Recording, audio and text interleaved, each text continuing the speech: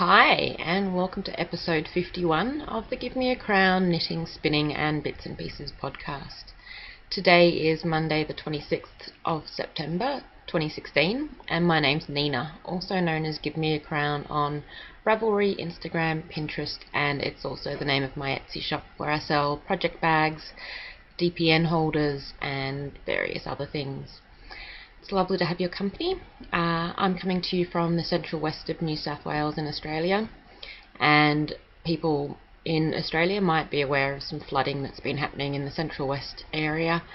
It's a pretty big area. I'm not affected by any of the flooding. It is mushy and squishy and soggy pretty much everywhere because we've had I think it's the wettest winter on record and now the wettest September on record. So thankfully, no flooding here, but I hope that if anyone is affected by the flooding that they're okay and that their homes are not under too much water at the moment. Hopefully we get better weather soon and everyone gets to enjoy some proper spring weather. We have a Ravelry group and it is currently hosting a Give Me Colour Knit Along, which is a colour work knit along, spin along, craft along, that kind of thing. All the rules can be found in the Ravelry group, but I just wanted to mention that there have been some more finished objects rolling in, and it's fantastic to see all the multi yarn and colorway projects that are going on. There was even a spin which completely blew me away. It's fantastic that somebody took the time to combine 3 different fibres with multiple different colours, and it turned out beautifully. So I definitely recommend checking out the finished objects thread to see what people are coming up with. Feel free to share your progress with the projects in the chatter thread as well, and that knit along is running until the 31st of October, so there's still plenty of time to get something cast on and entered into the knit along. There will be 3 prizes for the finished objects thread and 1 prize for the chatter thread, so come along and take part. I have been working on my projects. I don't have any finished objects this week, but I have quite a few works in progress. It feels like a little bit of a repeat of last week because most of my projects are the same things that I've been working on for a few weeks now, but hopefully I've got a little bit of learning to share with you. So let's get on with it. My first work in progress is my Rose City roller socks. So this is the first of the socks that I finished a few weeks ago now, and my second sock is still in progress. So that's as far as I've got. I'm working on the foot, and what I did was I reversed the yarn so that I'm getting sort of opposite, the colours in the stripes are going in the opposite direction. So you can see there's a pink and then a peach, whereas on my second sock I've got the pink over there and the peach coming in this direction. So I'm in no rush to do these, especially considering that the weather is still pretty pathetic and I'm still wearing doubled up wool socks, so I don't think I'll be needing these anytime soon. But they're slowly getting there, and I'll share more thoughts on those Rose City rollers once I've finished, but it's a fun little pattern. And it's free, which is always good. As much as I love supporting pattern designers, I think it's also nice to occasionally have some free ones to help with the budget. My next work in progress is my Isla top, which is a pattern by Isabel Kramer for Quince & Co. And it's looking very similar to last week. So this is one of my projects for the Give Me Colour Knit Along, because I'm striping some yarn. This is my top. So I think last week I was up to about there somewhere, and I've just been putting more stripes and stripes and stripes. So the original pattern is just for a single colour, but I've had a couple of balls of this whole Scarn Coast in my stash for a couple of years now, and it was time to get them used up. So this is a merino cotton blend, and I think it will make for a nice summer top. I'm really enjoying the knit, and the stripes definitely make the knitting go a bit faster because you just keep thinking I'm going to do one more stripe and one more stripe. And I'm up to the increases. I've been kind of measuring and trying to calculate and figure out whether or not this is actually going to be wide enough at the hips, just because of my body proportions.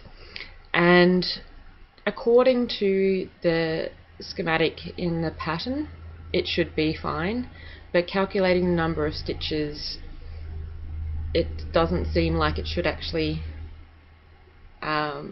meet the measurements. So there is a lace section at the bottom, and I'm guessing that that lace section is just going to sort of widen up the base of it, so that's why the stitch count doesn't match the measurement that they've given. It still seems to be okay, and I think all it will mean is that it will be a little bit snug around the hips, and that should be okay. I'll keep trying it on as I go, and if I get too worried then I will do some more increases, but I was sort of wondering whether or not to double up the increases, and looking at the number of stitches in the lace repeat, whether or not I should add extra increases, but I could then end up with a really strangely shaped sized top. So for the time being I'm just going to keep going. I think I've got probably about that much more to go, and then the lace section down the bottom. I'm still pondering whether or not at what point I should actually finish up doing the stripes, so just sort of pondering. And that's how much I've got of the other one, so I probably could quite comfortably finish up the striping anytime now, and I'd still have enough of the creamy colour to finish that one up. My next work in progress is my taskutakki, and this is a pattern by Finnish knitwear designer Veera Välimäki, and I'm using the Finnish pattern, but it's also available in English in the Colour Wheel Knits book, and it's a bit hard to show. So I finished up the knitting around the neckband. It's not really a neckband. Button band sort of area, and then I've started knitting. My project bag's getting a bit full. I think I need to redistribute my projects into more appropriate sized project bags because things are overflowing at the moment. But there's sort of this section. So this is actually a pocket, and I'm sort of knitting the outside of the pocket first, and then I'll pick back up. I've got a cable going through sort of the body section, which I'll pick back up, and then I'll do the inside of the pocket. And I'm just having some difficulties trying to figure out whether or not my pocket is the right size. So in the pattern there's a measurement for the height of the pocket, but just the width of the pocket seems to be getting very wide. I was doing the increases based on the pattern, but just with my row gauge I was sort of realizing that I wasn't doing them fast enough. So then I started increasing the frequency of my increases, but I'm not sure whether to just call it a day with the pocket and do the second pocket and then do the body, or whether I just keep going with the pocket and end up with supersized pockets, but then that's going to affect the amount of body section that I'm going to be knitting, and I'm worried I'm going to run out of yarn. So dilemma. I work on this at night, and nighttime is probably not the best time to be sort of trying to make these decisions, so I'm going to try to have a bit of a think about this while I upload the podcast and do a proper measurement of whether or not it looks like it's the right sort of size. I wish the pattern had a sort of a width to also be aiming at, rather than just the height of the pocket. I think that would have made it easier for me to decide whether or not it's looking okay. I'm again using more yarn tails for marking up my increases. It's just because I don't have enough markers, and that's helping me remember where to do them for the other pocket, and then I'll just snip these yarn tails out of the increases once I'm done. So it's looking a little bit interesting at the moment, but that's okay. There was a question in the Everyday Chatter thread about how I use finished knitting patterns and whether the finished knitting patterns are different from English knitting patterns.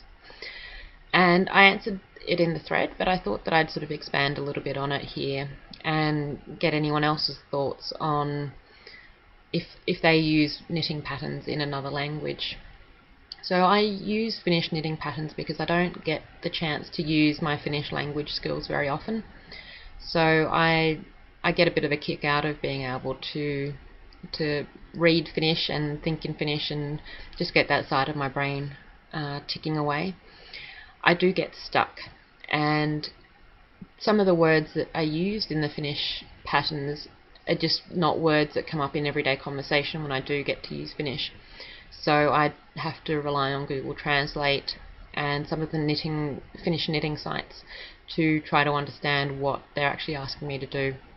Some of the words can be incredibly complex, and the English word is just very simple. So it can be, I find it a challenge, and I always love a challenge. I love learning something new, so the more effort I put into using Finnish patterns, I think the easier it will be in the long run to be able to just use whatever pattern I want.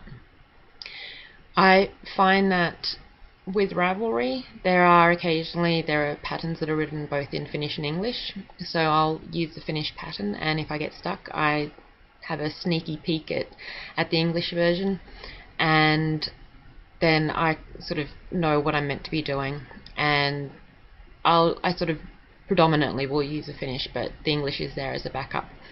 And those sorts of PDF patterns I find are written in a pretty similar way. They're pretty sort of simple, and they lay out sort of what you're doing in an easy way. The ones that I have most trouble with are from books and magazines, and they tend to be written in a sort of more story-like manner. And admittedly, I haven't really used too many English magazine or book patterns. I'm not sure if I've used any actually. So I don't know quite how they're written. I'm pretty sure I've got some English knitting magazines, and I'm pretty sure that they've been written in similar ways to Ravelry, sort of the Ravelry patterns that you can get. Whereas the Finnish magazine and book patterns tend to sort of be flowy, and they condense a lot of information into paragraphs rather than sort of laying out instructions in almost point format to sort of say, on this round you do this, and then do this for this many rounds, and this sort of so on. The books and magazines can kind of just write a paragraph, and you kind of have to unpick what it's saying. So this is the Lankalekki book by Ravelry, which is the Colour Wheel Knits book in English. And I won't show it too close, just because it is a paid for book. But there are paragraphs.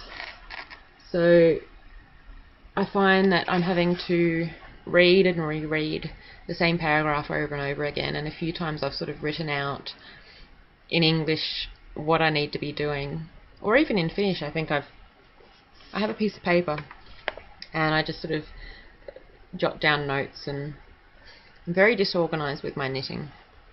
Unlike some who have knitting journals and lay everything out nicely, I just sort of have a piece of paper and scribble. It works for me.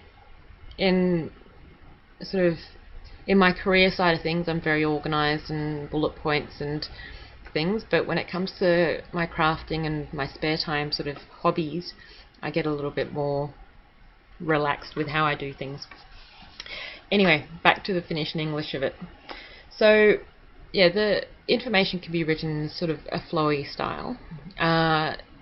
There's also some of the abbreviations for knitting stitches, which it's taken me a bit of time to get familiar with them, because they're the Finnish acronyms rather than the English ones.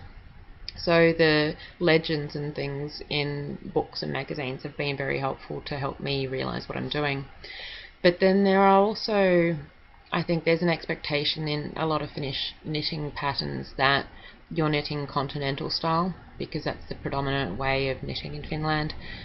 It's how I knit, so that doesn't bother me, but I think that it perhaps leans itself to sort of, I think a lot of people in Finland learn to knit when they're younger. It sort of just gets passed through the generations. It's a very common thing to do.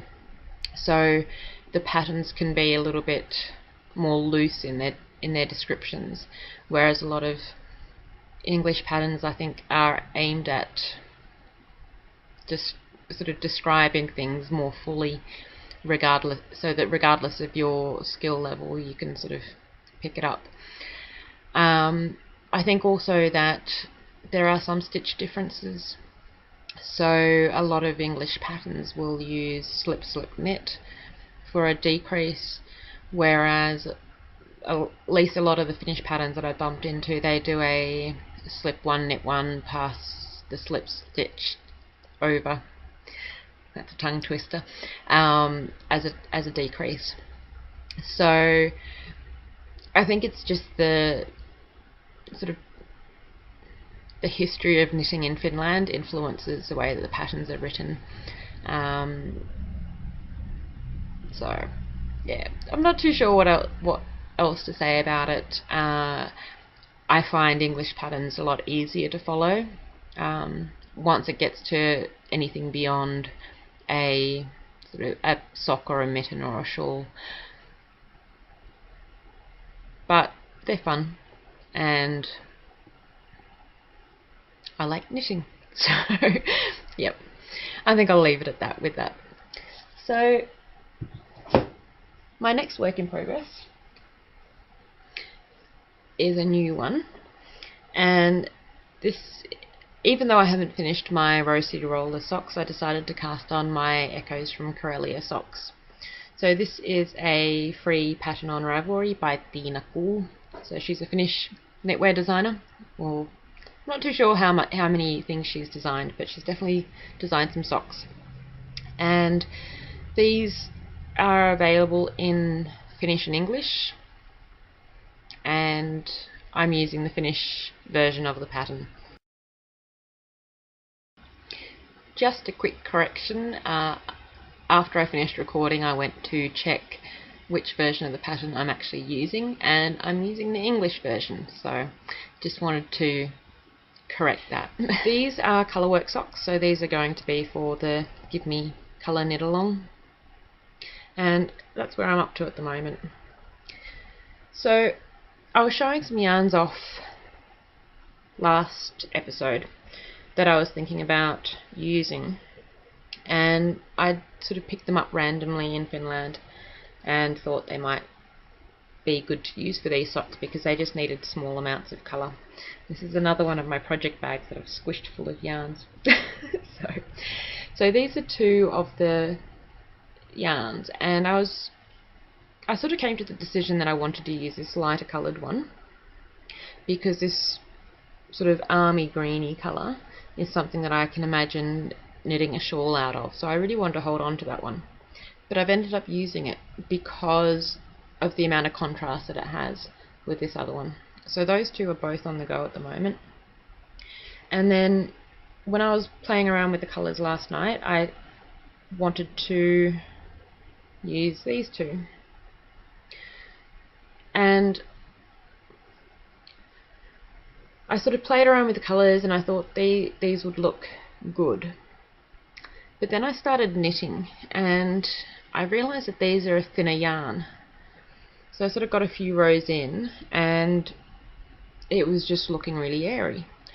So I ripped back and and then I decided to double up the yarn. So that's why these things are looking very, very mangled at the moment, because I took two of them and thought that it sort of felt around the same as one strand of the other yarns. Then it became too bulky, so I ended up giving up on those, and I went through some of my stash yarn to look for some other sock yarns that I had, and I've gone with this Regia, and I've obviously knit something from it before because I've wound it very poorly up onto the yarn ball, and this is colour 00525. It's a virgin wool, and 75% virgin wool, 25% polyamide, and I picked this up somewhere. I'm guessing it was probably Finland, because it's a German label. And I've decided to go with sorry, dropping yarn balls, and I've decided to use that on the sock.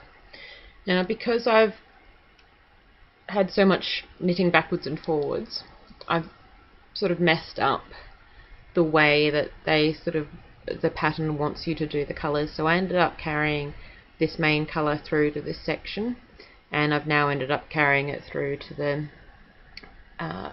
the grey section as well, whereas in the pattern I should have two different colours here contrasting, and then carrying the sort of pop colour through to the background of this one.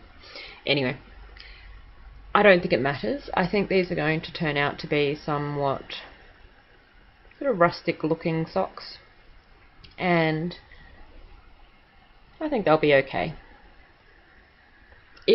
I just, as I was going through my stash, I just realised that I just don't have very many yarns that sort of go together or that have enough contrast, and I don't have very many lighter colours, so I mostly have fairly saturated colours, and I just wasn't able to get the contrast to bring in another colour, so well, I think it'll be okay.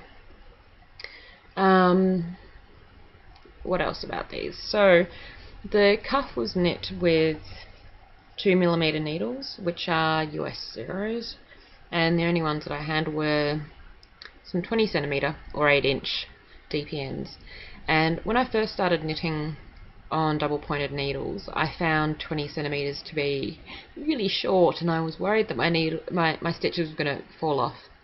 And now I find them super long and they just get in the way, so I was very happy to get onto the colourwork section with 2.5mm needles, which is a US sort of 1.5, I'm not sure, but I had 15cm or 6-inch needles for that, so I find them much easier to control. I don't worry about dropping my stitches, so I will have to use these longer ones again at some point, but it's just helping me realise that there's a few gaps in my double pointed needle collection for different needles that I might need to pick up at some point.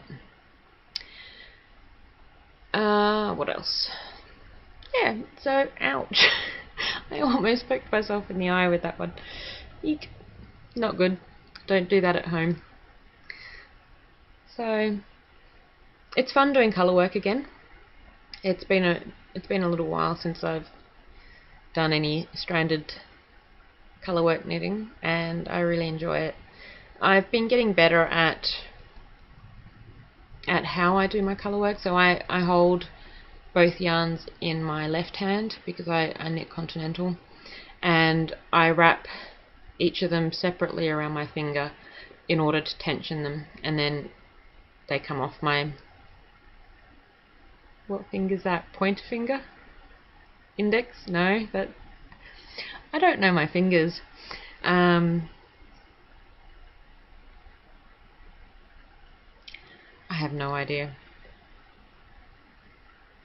I'm sure I do, but I just can't think of it right now. Anyway, back on track.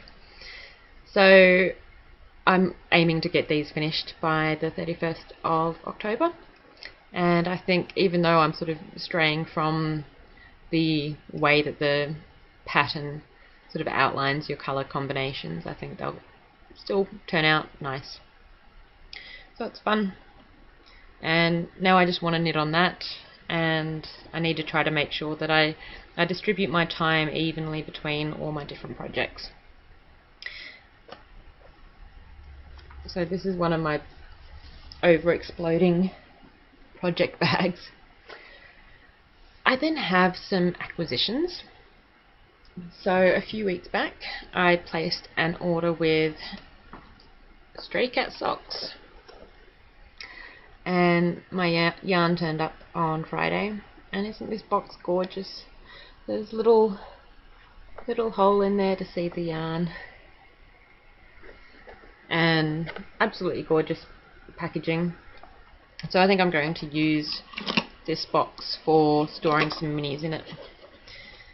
And this is my beautiful new yarn. So Stray Cat Socks is a yarn dyer in New Zealand. It says hand dyed self-striping yarn, and it's the first time I've actually ordered indie dyed self-striping yarn, so it's incredibly special. And this one is called Luigi, and then there's another one. So this second one is the prize for, or one of the prizes for, the Give Me Colour knit along, and this one is called Audrey. And I picked Audrey with the help of one of the Give Me a Crown Ravelry group members. She sort of gave me some suggestions, and this was the one that we picked. And I think this colour will work well regardless of whether you're knitting socks for a female or a male. It has a bit of a pinky purpley colour in there, but the image of the socks in the Etsy shop listing shows just how beautiful they are when they're knit up. So someone is going to be the lucky winner of this. Now I ordered the, I think it was called the Essential Base for these, but the lovely Tracy, who's the dyer at Stray Cat Socks, she bumped these up. So these are actually a superwash merino, 80%, 10% cashmere and 10% nylon, so an MCN base. I've never knit with an MCN base for socks. I think I've sort of used a few minis in my blanket, but I've never actually knit socks with it. So I'm super excited about that, but it means that somebody out there is going to be getting a super, super, super special MCN self-striping yarn. So that's a wonderful reason, along with the other prizes that are available in the Give Me Colour knit along, so come and join up. That's it for all the knitty sort of stuff. Not much chatter this week. Nothing too dramatic has been going on. It's just been very, very busy. I've even been providing IT support to some people in the village, which has been fun. I might have to delay next week's podcast from Monday. I'm going to try to get it recorded. It might have a different background to this, that. I'll put up a note in the Ravelry group if the podcast has to be delayed, but it should only be a day or two if it does. But I'm going to try and make sure that I get a recording done on Monday if possible. I haven't got any videos to share. I will try to get some videos done again soon. The birds are definitely in the garden, and the sheep have been missing for a little while, but I spotted them yesterday, so I might be able to get some sheep footage again soon. But I've been avoiding some of the streets in town just because of the magpie attacks, so hopefully soon that all that stops and I'll be confident to just walk wherever I want. But yeah, I think I'll leave it there. I hope that you're well, and I hope that you're getting lots of crafting done and having fun. And come and pop by the Ravelry group, and I'll see you soon.